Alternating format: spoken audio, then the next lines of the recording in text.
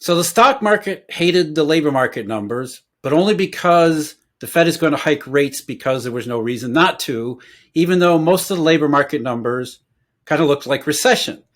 Then we had OPEC cutting back oil price or cutting back oil production, which will lead to, at least in the short run, higher oil prices, which means, as you know, more rate hikes, even though OPEC is responding to what looks like global recession. And then we had other data during the week, including the ISM's non-manufacturing PMI, which wasn't weak enough, which means, of course, more rate hikes, even though some of the internals, along with the S&P Global's services PMI, which look like recession. So we had a week which was totally bipolar, where everything points to both rate hikes and recession at the same time. Joining me today, as always, these weeks, Mr. Steve Van Metre. We've got a lot to recap this week, particularly in how ambiguous everything, or at least how ambiguous everything seems to be from the mainstream focus, which is always about the Fed, rate hikes. And before I let you speak, Steve, I'm going to tell everybody, I'm Jeff. This is Eurodollar University. And if you are watching this on Emil Kalinowski's YouTube channel, you're going to want to wander over to the Eurodollar University channel, because only for the time being will we be putting these videos on both channels. So if you want to continue to watch Eurodollar University, go over to the Eurodollar University YouTube channel. And if you're just listening to us on a podcast, you don't have to do anything. They'll continue to be on Apple and Spotify and everywhere else. So Steve, ambiguity. We've got rate hikes and recession at the same. What a wonderful, interesting time to be alive, right? You're right. It is, because we look at the markets, right? How did the stocks went down and interest rates went up? So certainly it must mean something's going on. But let's talk about this payroll thing. I think that's a great place to start off our recap here.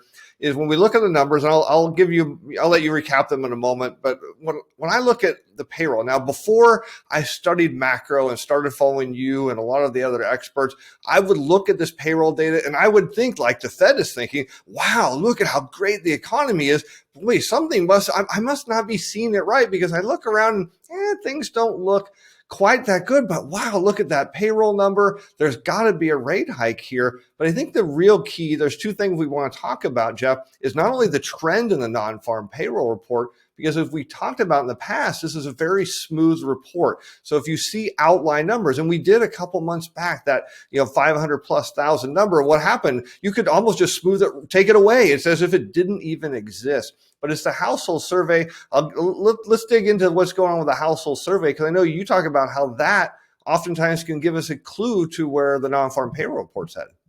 Yeah, the smoothing of the established, even with the smoothing, I think that's to me what was really noteworthy about the payroll report, is that even when you look at how the statistical issues behind the establishment survey, still at plus 263 for the month of September, that was the lowest since April of last year.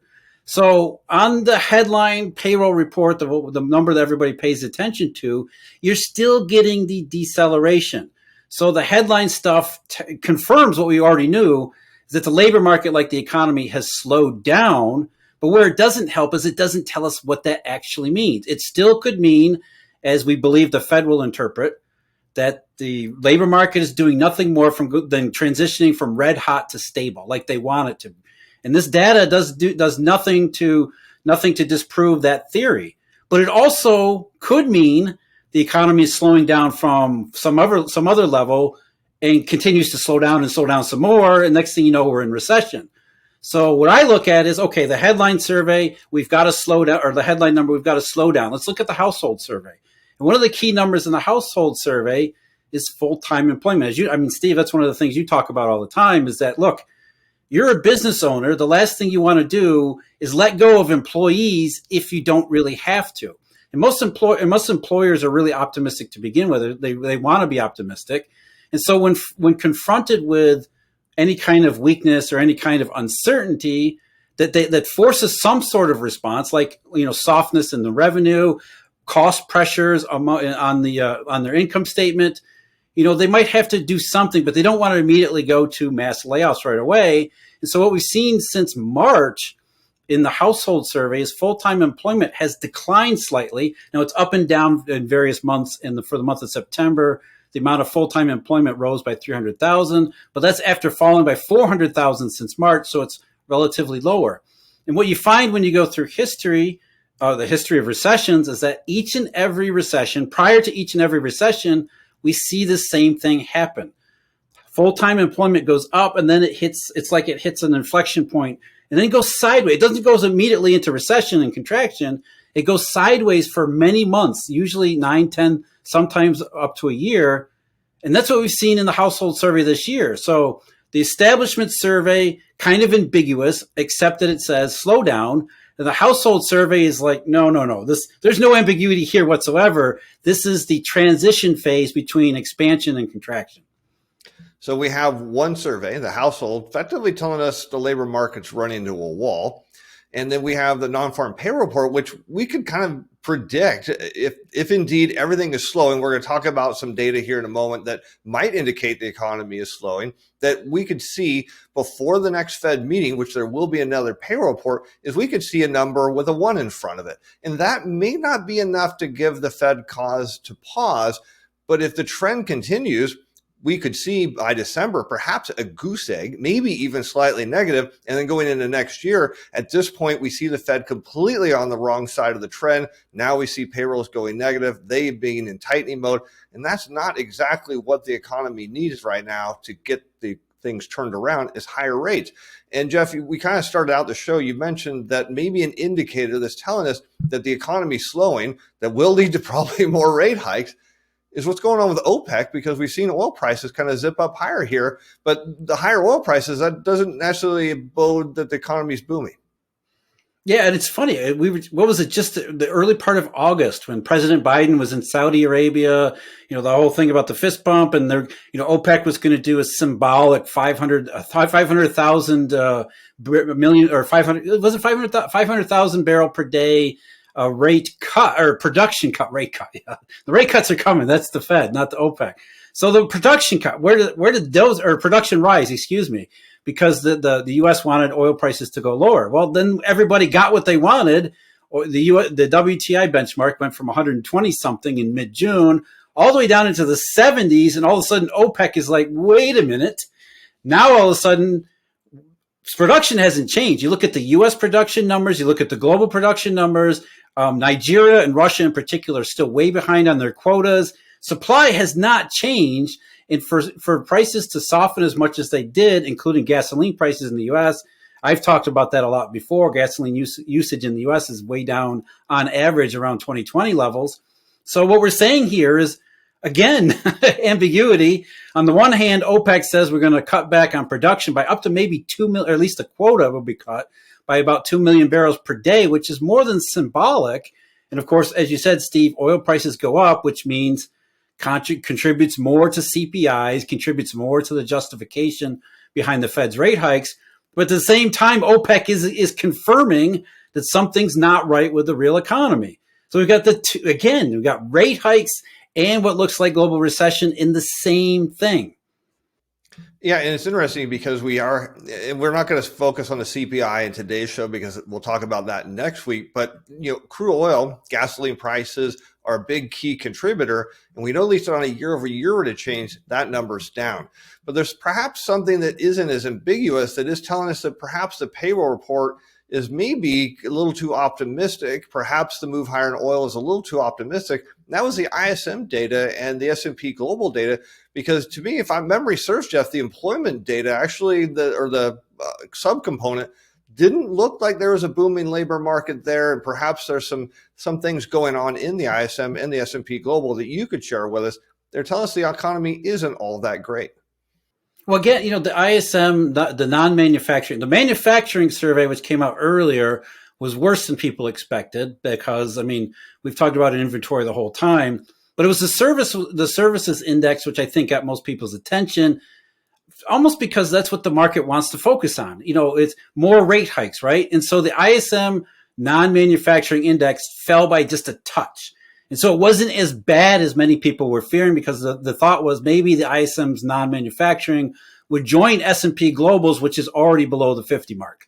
And because it didn't, it sort of gave, again, this ambiguous signal that Maybe the economy's not as bad as we hope it is. Maybe it isn't is far. It hasn't deteriorated as much as it would take for the Fed to actually turn around and stop. Which, I mean, at this point, you and I both know this, Steve, that the Fed they're looking at the unemployment rate, and the unemployment rate's a lagging indicator at best. And some of the unemployment numbers in the ISM and the S&P Global and things like that, ambiguity. There's no real number that you can say, okay, this is definitely recession. Nor should we expect that to happen, because that's not how these things work. Like we just said with the household survey and the full-time employment number, it's not like you just flip a switch. You don't go from expansion right into contraction as if somebody turned the knob from 10 to 0. That's not how it works. We go through this transition phase, and the funny thing is, this transition phase is much more different than others in the past, because of consumer prices, because of the Fed saying we're going to focus entirely on, as you say all the time, Steve, all of these lagging indicators like the CPI coming up this week, or the unemployment rate, or all these other numbers that are facing backwards. And then you've got all these forward things that, like the OPEC and some of the employment numbers that aren't the payroll figures that are looking much softer, looking at suggesting that the direction moving forward is going to be weaker still. Yeah, and I think the key point for our viewers is, again, this wasn't a normal expansion. We had this long expansion, then we had the economy slowing down, looked like we're headed to recession. We have a pandemic, a massive fiscal and monetary response. The economy surged higher. We're slowing down from really high levels with a massive withdrawal of fiscal and monetary stimulus, to the degree we've never seen an overcooked economy with such a rapid withdrawal of policy stimulus at the same time. So is it going to fall off a cliff? No, not right away, because there's enough momentum behind the economy. Again, it moves real slow, and then all of a sudden, then you start to see a wall form. And we haven't seen it yet. And we may not see it by November when the Fed meets, but I have a hunch with this big inventory build sitting, going into the holiday season, Jeff, and the economy slowing down and high interest rates, we're starting to see signs that perhaps that the wall is coming soon. And maybe it's not in November, but we could see the Fed start to back off real big in December, or perhaps, if not, early into next year, because that wall is coming. There's no way to avoid it. But we're just going to slow down gradually and then all at once. Yes, I think, there's two inflection points when we get into any contraction. There's the expansion into this ambiguous period where the expansion sort of loses its momentum, and then you kind of coast for a little bit where everything kind of goes sideways. Is it growing? Is it just a temporary soft patch, like back in, how everybody said 2019 was going, and then COVID interrupted, so we don't really know how that was going to go, although I have my hunch that was going to be a recession. But either way, I think we saw that first inflection from expansion, or in the case of 2021, rebounding from the 2020 depths of recession. We saw that in March when oil prices went up, the classic oil supply shock, price shock case. And now we're waiting for that second inflection that transitions from this transition phase into the actual recession phase. And a couple of quotes that caught my mind, I know you've talked about this before, Steve, too, is what FedEx said. But what FedEx said, I think people, they focused on global recession, but what the CEO actually said was things really deteriorated later in the quarter. And then they just had another earnings announcement on top of that earnings announcement just last week too. And there's a couple other ones in the shipping industry, as we know. Shippers have been cutting prices. They've been blanking sailings. They've been canceling shipments by the bucket load. When? Recently.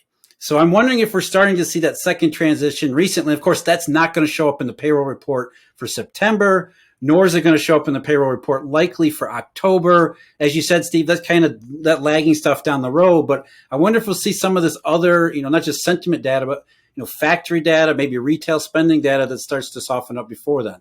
So final thought, Steve? Yes, I want to add one more thing to the wall that the economy is going to hit. We had the consumer credit data come out on Friday. One thing that I think about, Jeff, is, and I want people to understand that when you see periods of high inflation and people look at all these people borrowing, that must be a good sign. Not necessarily. You have to understand that people are charging their lifestyle because they can't keep up with their income's not keeping up with prices. The concern I have is not just with this inventory build, not just what FedEx is saying, but what happens when these credit cards hit that limit, the max out limit, and the banks say, hey, we're not extending any more credit. Then you have the consumer now forced to cut spending. Then when that day comes, watch out. Yeah, that's the same thing in 2007. You got the transition phase. What do we see in 2007? Large increase in revolving credit. So good point, Steve. Let's leave it there. Thanks for joining us as always. Special thank you to the Eurodollar University members. Remember to check Steve and I out. You can Steve and our research products at marketsinsiderpro.com. And you can also find out everything we're doing at eurodollar.university too. So see you again next week, Steve. Take care. I'll look forward to it, Jeff. Thanks.